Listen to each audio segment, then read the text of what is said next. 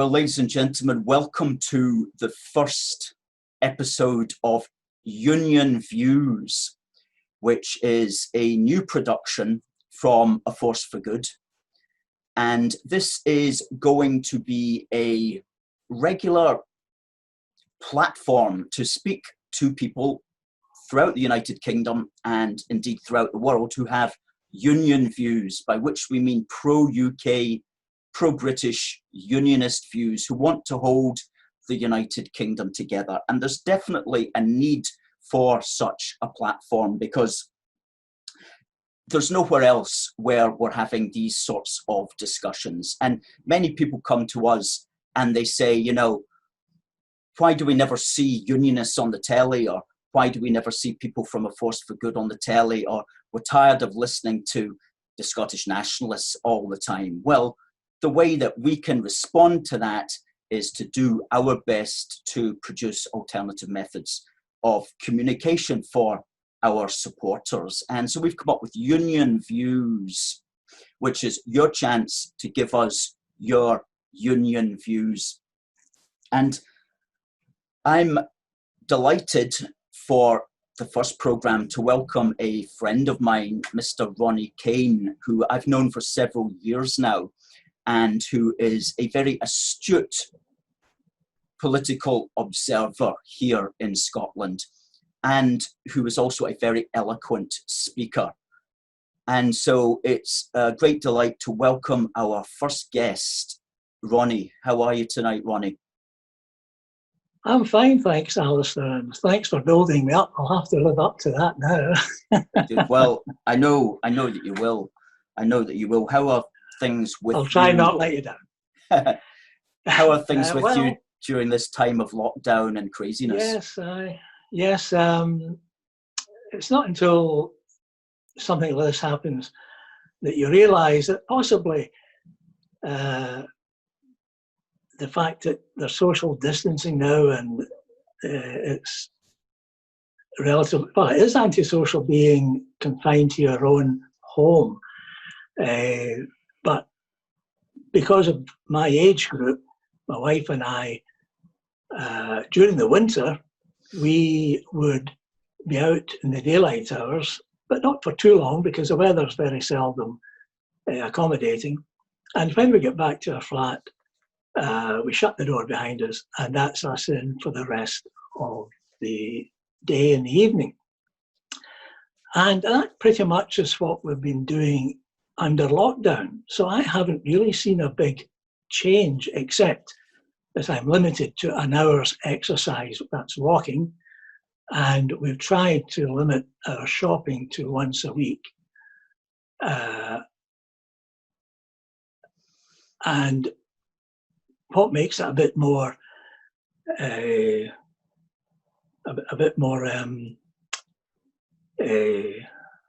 what's the word I'm looking for? A bit more noticeable now. Mm-hmm. A bit more noticeable now is, of course, that we're out of the winter period and the weather is improving, and this is where we would be exercising, and indeed exercising our right of freedom of movement to go where we want and to enjoy what we want within reason, of course. So I just tried to inject a little bit of humour there by saying that I hadn't really noticed the lockdown effect on us per se, but we're pensioners. It'll be a lot harder for younger people. And we have many friends who are single, either have never married or are widowers as well. And it's been particularly difficult for them. On chance meetings, that's probably the first thing they say. It's so difficult being confined to the house. Oh, absolutely. And I think we're nearing the end of this now. Here in Scotland, we've had the situation, of course, where Nicola Sturgeon has chosen to, well, some of us would say exploit the powers that were given to her in the Coronavirus Act 2020 in order to, in a sense, just point out, or just to try to create difference for the sake of difference in many ways. And I think that's a concern for us unionists, is the extent to which she's been able to take centre stage on this crisis, which is a British national crisis. But here she's been able, through devolution, to, as I say, take centre stage and consequently be able to promote herself and the Scottish administration. And she's taking full advantage of doing that. Do you feel that there's people out there who can see that? Or do you think many of the people out there just, they don't see the things that we see? You know, how do you think the Scottish population is reacting to that? I usually start a conversation on those lines by pointing out that most people are normal and they are apolitical. They don't particularly want to be involved in politics. What they want is to have a good job, to have a good family, and to be able to provide for that family, and to enjoy some of the benefits of being employed and earning a good wage. For most people, that's it. Yeah. And so I usually say these are the normal people, and it's quite amazing. I'll give you an instance off the top of my head. Watching a quiz program the other day I'm watching a bit more television than I used to, and the contestant was asked, choose one of these three politicians to answer this question. And one of the politicians was Diane Abbott. Mm-hmm. Now, this was a younger person, maybe in their 30s, late 20s perhaps, and she'd never heard of Diane Abbott. Well, for people like us, that is most remarkable, remarkable. Yes. So anyway, so that's my point. That's my first point.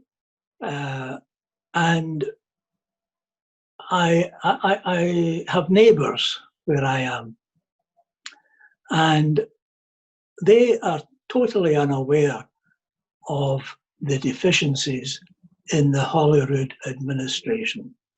When I say regarding, it might be the shipbuilding in the Clyde, or indeed the shipbuilder at Greenock, Port Glasgow, that's gone into administration and so on. They have no idea of what's happening, and it seems to just pass them by. Obviously, their focus is elsewhere. So it really is imperative for people who, like myself, are interested in politics to make sure that the message is going out and that people should be alerted and they should be aware, because there is a point, presumably there will be a point, where the spiral downward will be irreversible.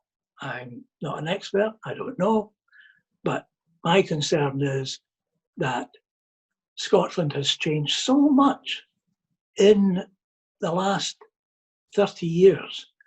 And it seems to me within the last few years, the changing is happening more quickly.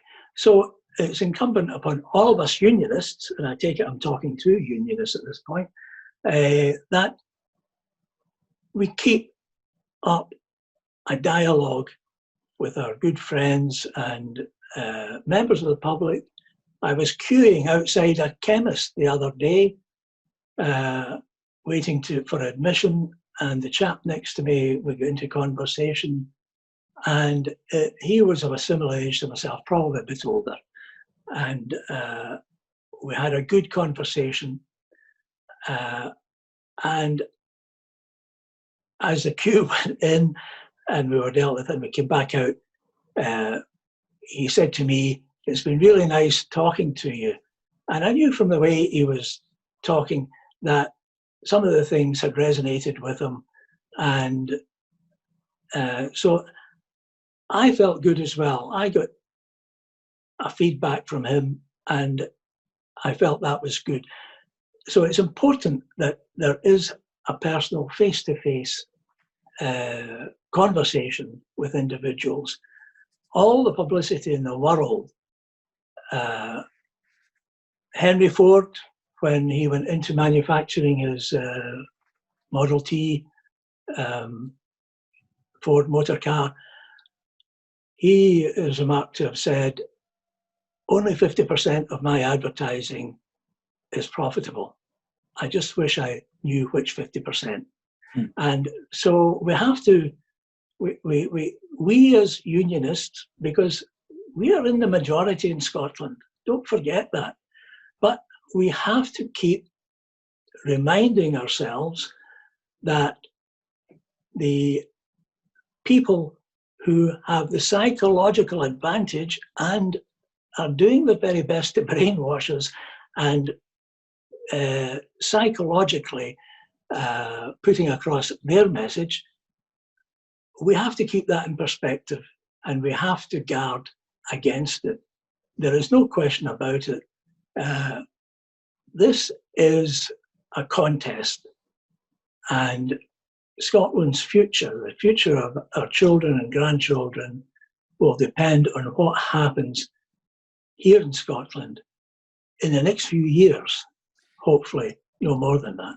Absolutely. It's so important. And it's not just the future of Scotland that we're talking about, it's the future of the whole United Kingdom.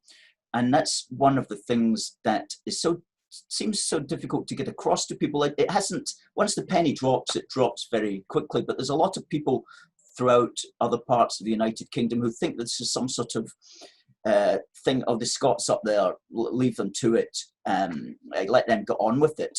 They don't understand that there won't, if Scotland were to leave, there won't be a rest of the United Kingdom. There won't be a United Kingdom left. So it's a political contest for the future of the United Kingdom. And we take it even deeper and we say, you know, when you think about how important the United Kingdom has been to the world that as it exists today, and try to imagine a world without the United Kingdom, it would be an entirely different world.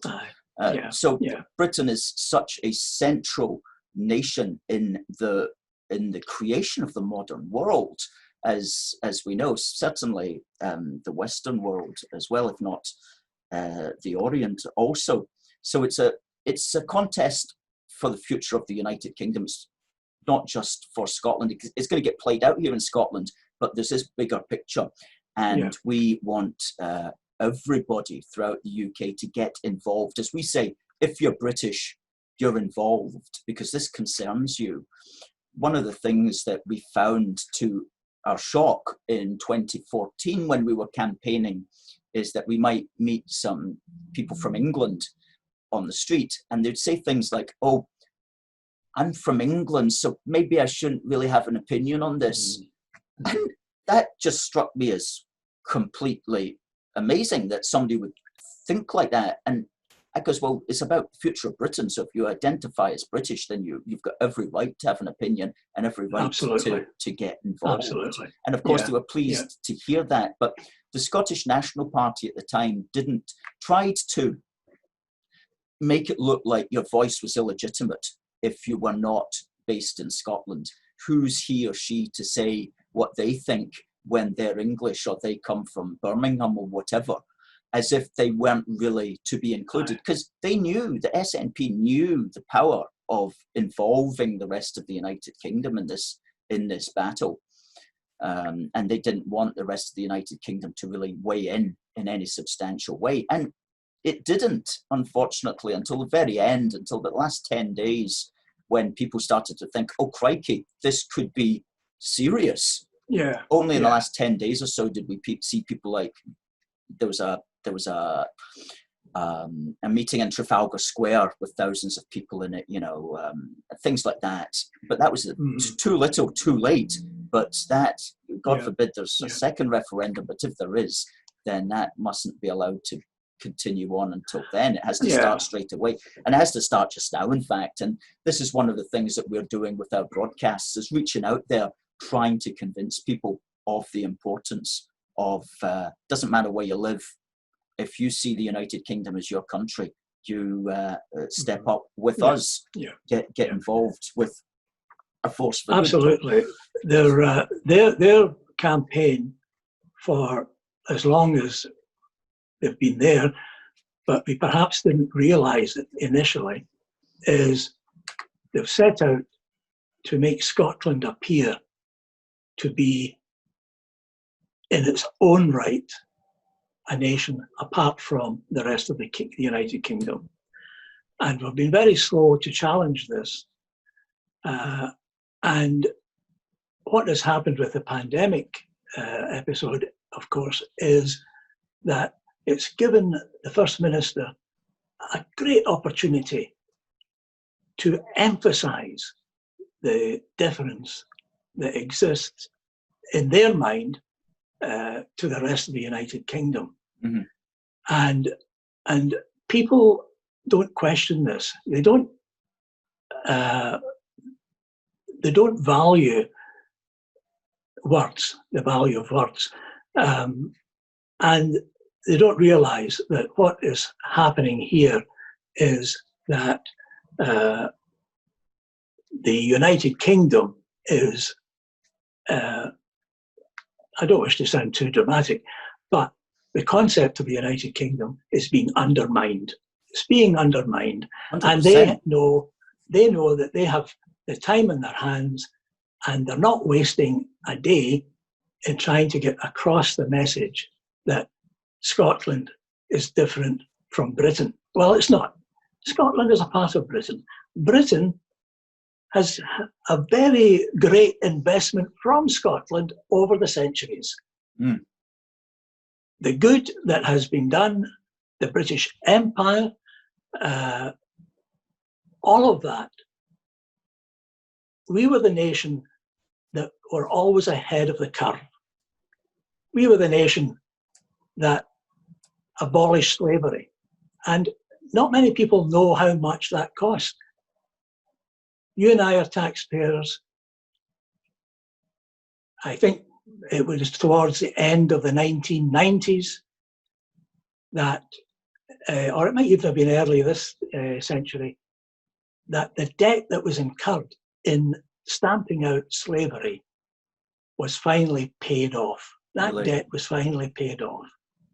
However, there's a greater cost involved. The Navy enforced that law on the oceans, and the Navy estimates that 2,000 sailors lost their lives enforcing the abolition of slavery. Really? Yeah. Yeah. Yes, absolutely. So it was bought with blood as well. So it's really information like that. Our history is important. I'm interested in history. I think it is important. And information like that should be brought to the notice of not just school children, but we should all be remembering that this great nation of ours,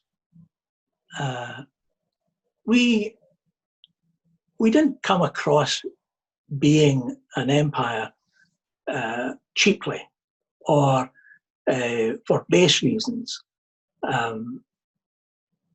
But we have allowed ourselves to be self-deprecating. That's the kindest way I can put it. However, to get back to the First Minister, she has taken every advantage of this crisis. And if I could just maybe say at this time, the journalist, and I believe it was the late John Smith's daughter, who quite rightly, in my opinion, said that the First Minister had enjoyed the challenge of the pandemic. I understand that language. I do speak English. Yeah. And people do enjoy a challenge. They can enjoy a challenge, and it's all in the nuance. Another word might be relish. Relish the challenge. Yes. Yes. Embrace the challenge. Enjoy the challenge. These words are interusable. And to have the reaction to her, one word that she chose was an eye-opener. Mm. And these people who are running this country, they show themselves up for what they are. Nationalism is not a good thing. Nationalism it never ends well. And not being able to say the right word about the great leader is a bit disconcerting on the public stage, as it were. Oh, yes, and she, Nicola Sturgeon, went after the journalist in question quite strongly by complaining, shall we say, about the language. But by doing so publicly, she gave the green light to all her Twitter followers and social media followers to weigh in on the opponent. Yeah. You know, people forget that Scotland's really quite a small political culture, and there's only a few journalists around, and there's only a very small handful of newspapers, and there's really only a couple of television channels. And if you can keep the hammer down on them, then you can control the political debate quite considerably here in Scotland, unfortunately.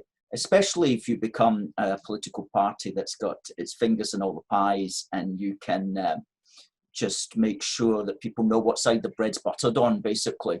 But thankfully, groups like ourselves are still able to break away from that, because we're not beholden to them. You know, we're not getting lots of money from the Scottish administration. We're not getting millions of pounds for our television channels or whatever.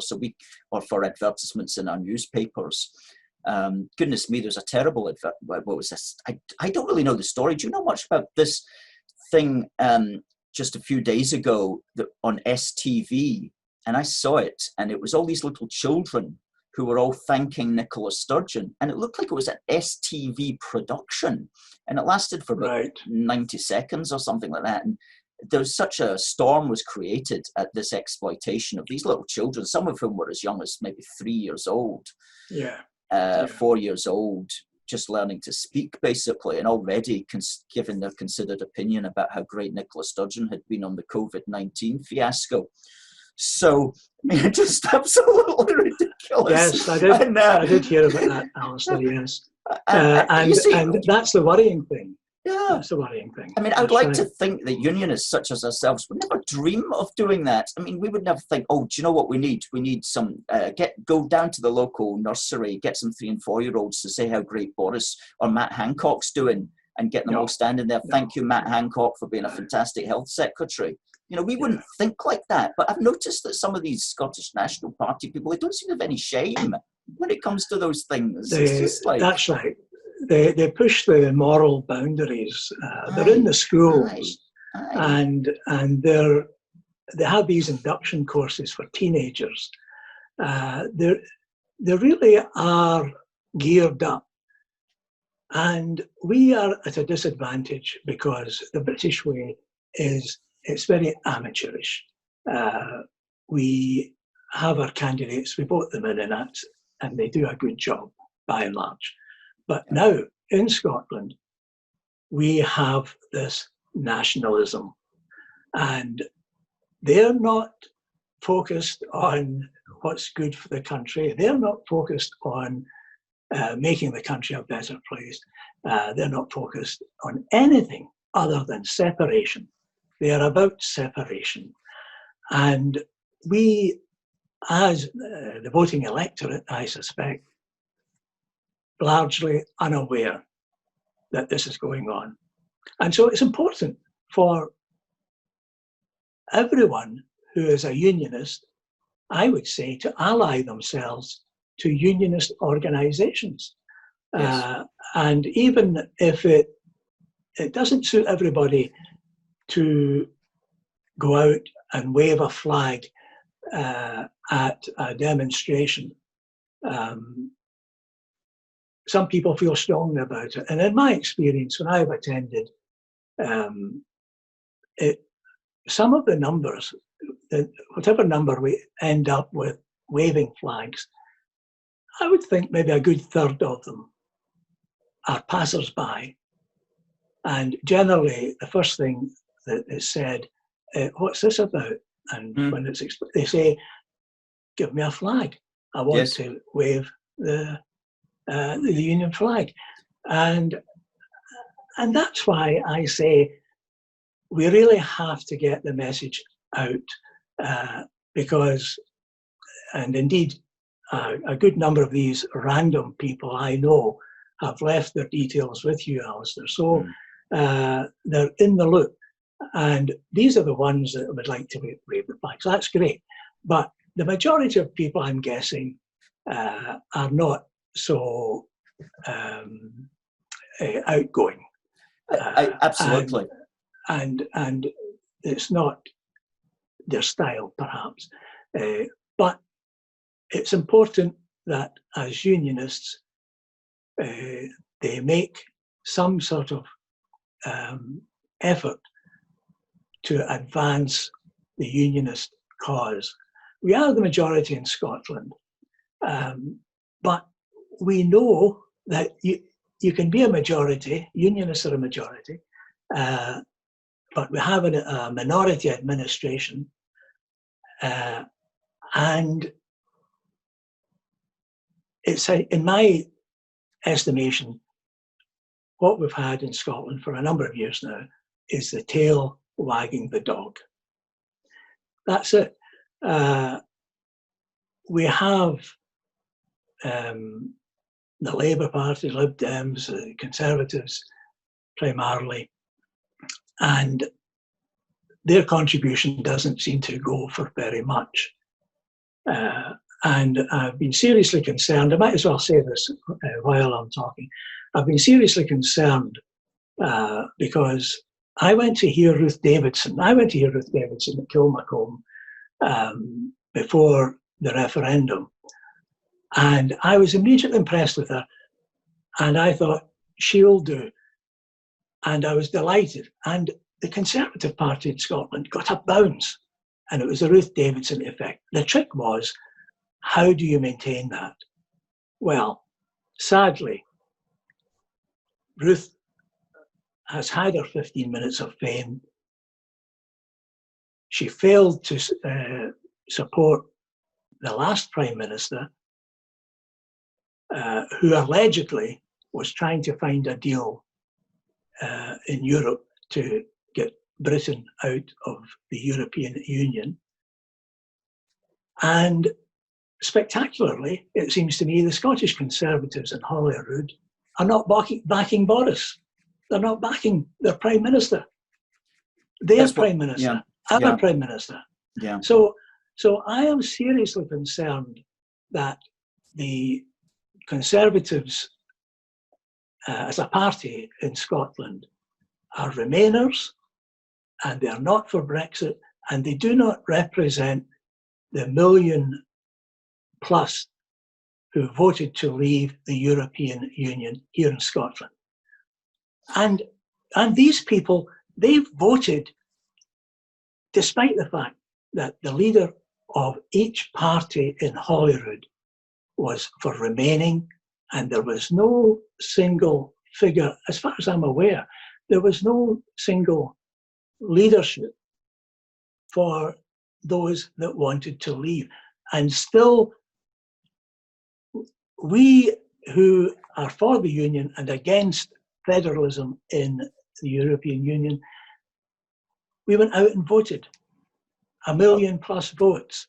And it so happens I have an English friend who reminds me from time to time that the majority for leaving the European Union was 1 million. So he reckons it's down to this Scottish. Yes. We saved the Union. Yeah, absolutely. There was a huge constituency there in Scotland that went unrecognised and unled, but came out of nowhere to deliver over 1 million votes, and nobody had been speaking for us.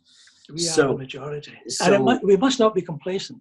We must, because the Scottish National Party is such a terrible entity and a real danger, as great a danger, I would say, to the prosperity of Britain as was the Second World War, when the Nazis were primed at the English Channel, ready to invade.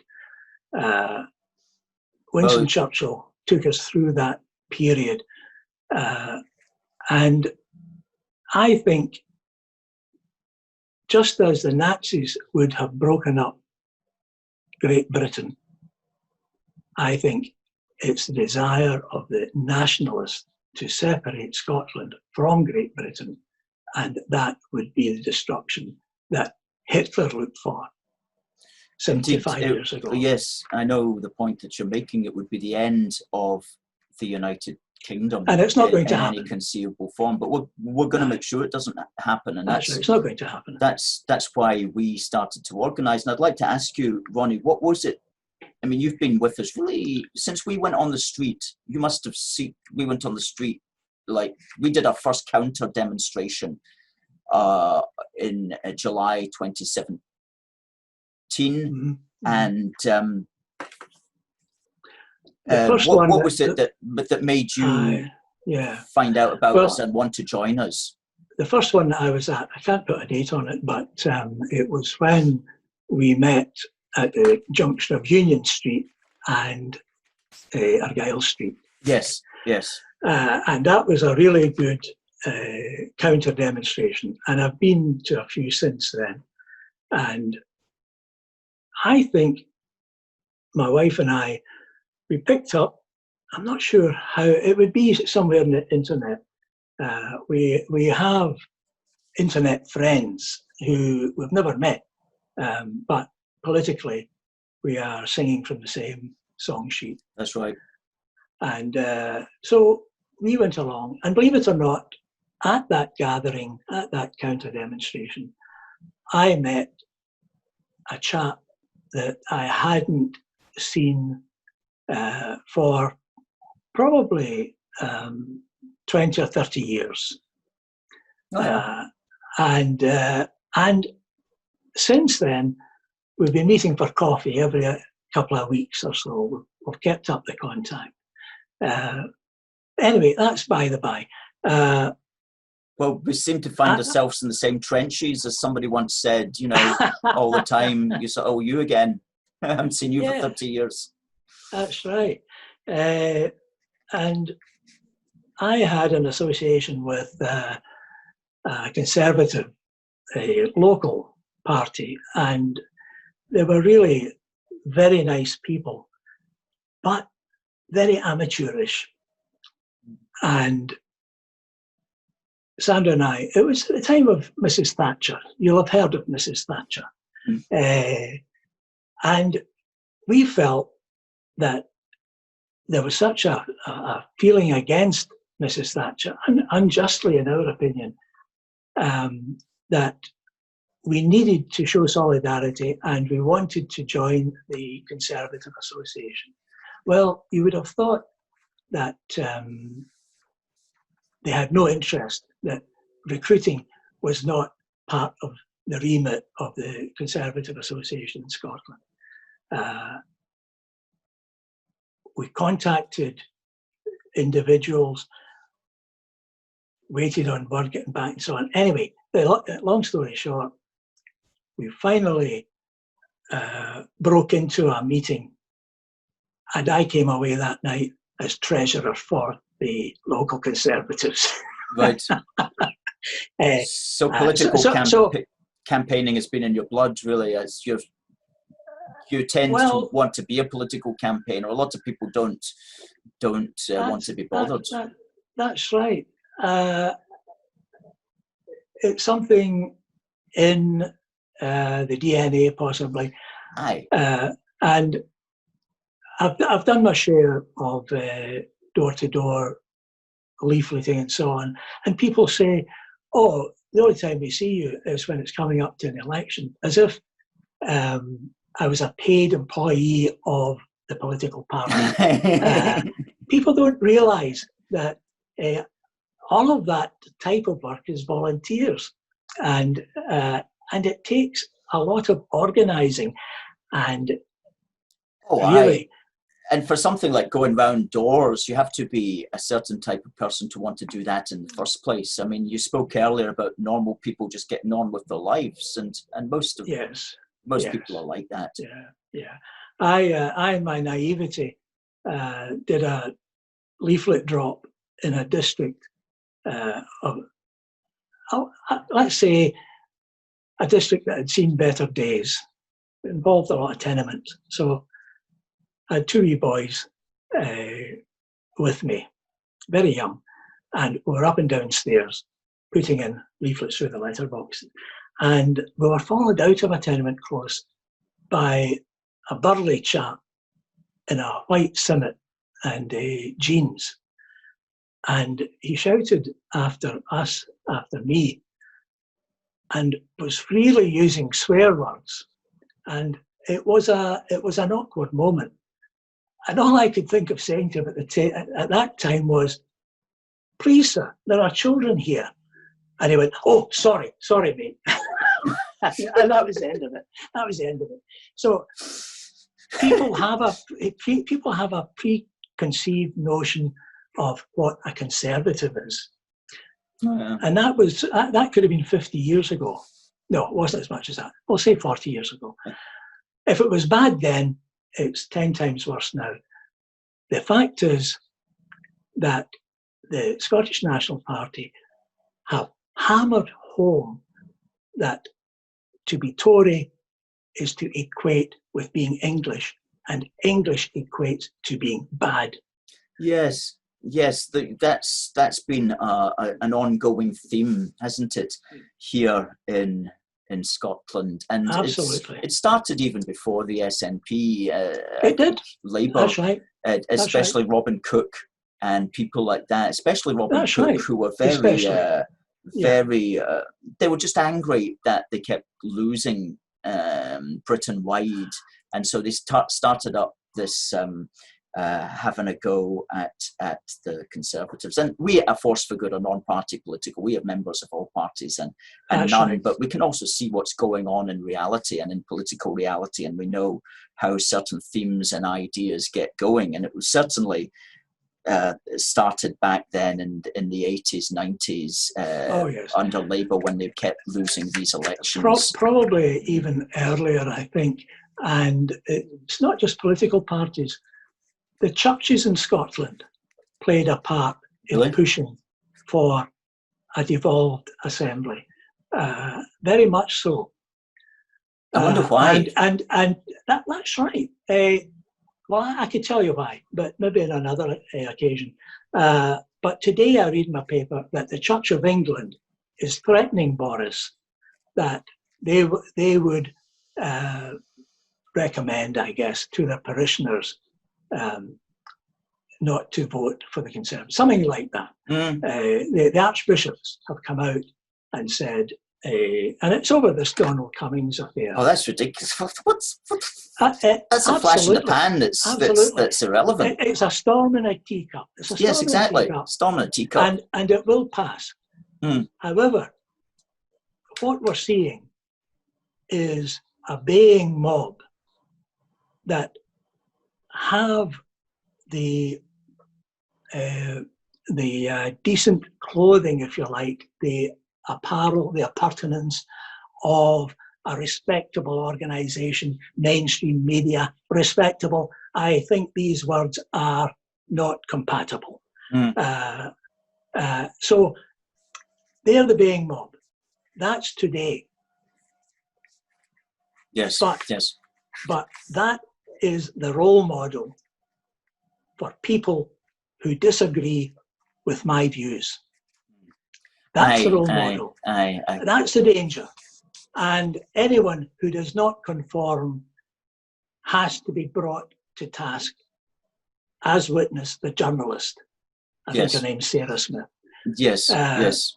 It's just such a shame that we don't have more politicians of any political party who are prepared to see above those party conflicts and try to steer middle ground, but instead, go down these rabbit holes. It's very, very unfortunate. We've got to be careful about that ourselves as well as unionists and us at a force for good. We don't, we want to try to keep our eyes on the big picture. So we try to avoid as much as possible getting too caught up in these here today, gone tomorrow storms, and try to see the big picture. And we're not going to criticize somebody just because they're from another party that we disagree with. We'll criticize the overall aim that they're heading in as a wrong one, and we'll be against them for that. But we're not just going to pick away at people. No, absolutely not. It's important, and this is something that's really important in this country today, because for an effective government, you need a strong government, which we have at the moment. Mm-hmm. But you need an effective opposition, which we don't have. Yep. The Labour Party, which should be the party of the people, for the people, has lost its direction. And we have the scenario now that the Conservative Party is the party of the people, for the people. Now, how did that happen? Again, that'll be for another discussion. But the danger for good governance is that there is no effective opposition. Yes. And that is not a good thing. Yes. And this is what's happening in Scotland. Now, here in Scotland, the Scottish nationalists are fortunate that we're a small country. We're part of a much larger country, still a small island, but Great Britain, we are part of that clout in the world today. I believe the fifth most powerful nation in the world today. And all of that is a marvellous thing that should be trumpeted. Did you ever hear the First Minister say proudly, these aircraft carriers were built on the River Clyde? No, she wouldn't. Unfortunately, she should. She should say those sorts of things. But absolutely should. But this is the thing: a population of 5 million, over the border of population of probably 75 million by this time. So it's easy enough for the Treasurer, the Chancellor in Downing Street, to keep subbing Scotland. Mm. And the money goes, and the money's gone, and he's got other major concerns. So while this situation lasts, the abuse that's going on in Scotland is going on unchecked. An audit has to be carried out. Mm. An audit has to be, but like the European Union that the Scottish Nats are so fond of, they've never had an audit in living memory, probably. I exaggerate a little. Mm. But there is no accountancy firm will write off their books. No. And what we need is an audit here. Well, we need to ensure that a political party, for example, going into the Holyrood elections perhaps next year on the 6th of May 2021, perhaps advocates that as part of their general agenda. Now, Ronnie, it's been good speaking to you on this. I'd like to ask you one thing. You've been on our thin red line, which is what we call our activists who stand with our flags and who stand for the United Kingdom as the Scottish nationalists pass. And it can be quite loud and it can be quite exciting. And what advice would you give to people who are thinking of joining us? Because I know that you've been on almost every one since the first one that you described there, and that's quite a few. And you've been in the heat of the action. I enjoy them. I'm proud to be there. Good. Gives me an opportunity. Yes, and it's pretty safe, isn't it? Because we do work closely with the police on these matters. We need the police and good stewarding, and you take or you go to great effort to make sure that we have our stewards and that we are safe. And the police are the buffer. Unquestionably, the dross that takes place in these marches would resort to violence. Well, some of them are very violent, yes, in a lot aggressively. Of cases, they would. And they're fueled up, I guess, with alcohol or drugs or something. And these motorcyclists, they've got a name, I can't remember their name. They're just loud and boring and polluting. That's true. But I'm happy to see them, really, because it reinforces my opinion of nationalism, that they will bully you and intimidate you, and until you conform, you will not be left alone. I think that is the case, and these bikers are the embodiment of that type of psychology, in my opinion. Aye. Well, as we always say, it's for them it's a day out, and for the wife it's a day off. That's right. But and they're not like when I was growing up. Bikers were sort of 18 to 30, but these guys are about 65 to 85. I don't know why. That's right. It always happens. That's right. In that regard, they're very typical of the ones that own the Harley Davidsons or lust after the Harley Davidsons, and it's a kind of there's a word for it, isn't it? Middle-aged. It's an age thing. Middle-aged crisis. Yeah. There's one of these Scottish MSPs is one of their so-called bikers. Yes, that's right. And that individual made threats to me when I was on the Thin Red Line. He looked me straight in the eye. Yes. Okay. Oh. And grimacing. Yes. And his Bidean friend that was standing by him in his machine. There was a few machines. I could see her mouthing. I could see that she was saying, "What's the effect? Be careful. They're taking photos. They're taking photos." And he's like, "Oh." So suitably chastised. And that's an MSP representing a constituency and offering bail threats. I'm not impressed.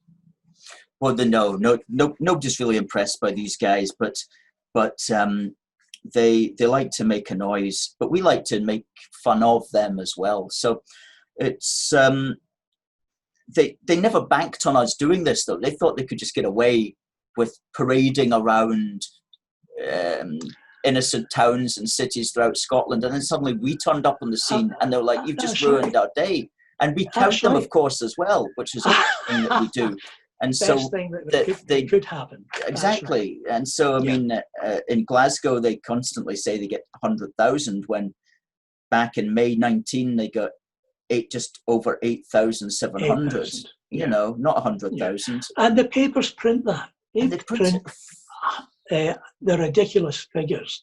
That really annoys me. And that's part of the psychological warfare that's carried on against the Scottish people. Totally. And psychological warfare. It should be challenged. It should be challenged. It has to be challenged, and it doesn't look like we're going to be doing it this year unless things change remarkably to the end of the year.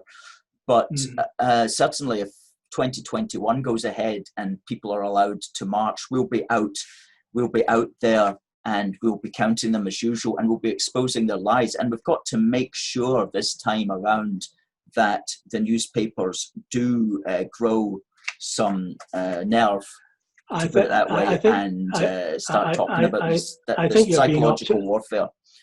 I think you're being optimistic there, Alistair. The news just last week of the Scottish Government bailing out the newspapers to the tune of £3 million, that the papers, these are in the pocket of the nationalists. So newspapers are not being bought today anyway. They're feeling the influence of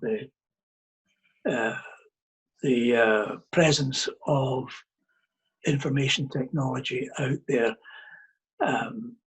and yes, and that's not a good thing, as you say, Alice, quite rightly.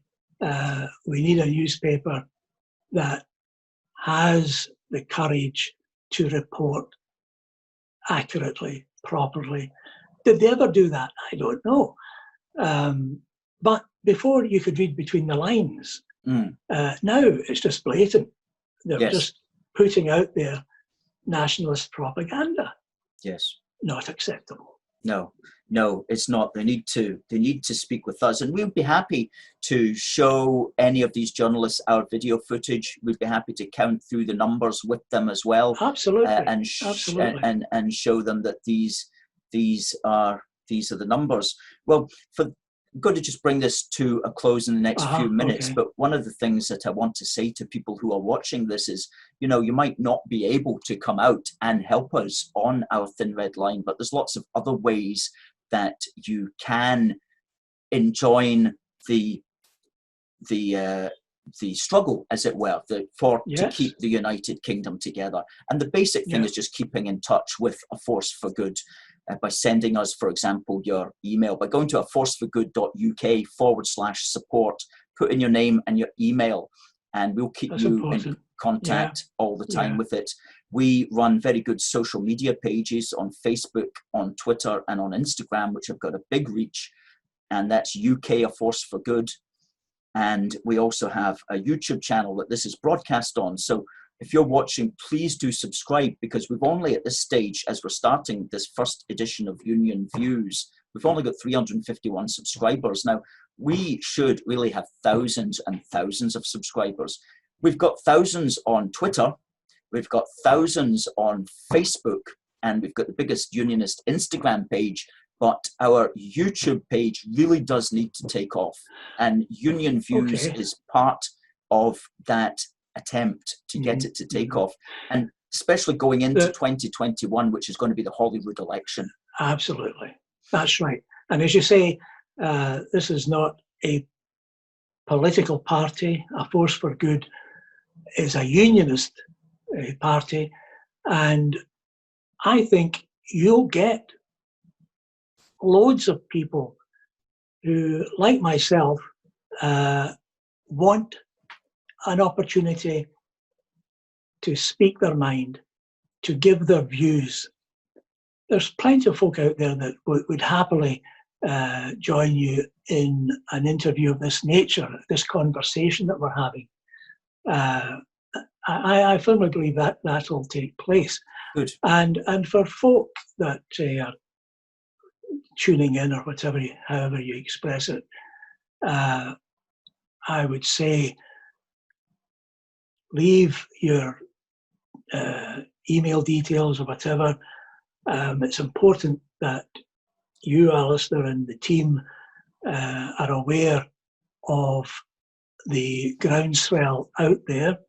And I think it's important that the information should reach everyone.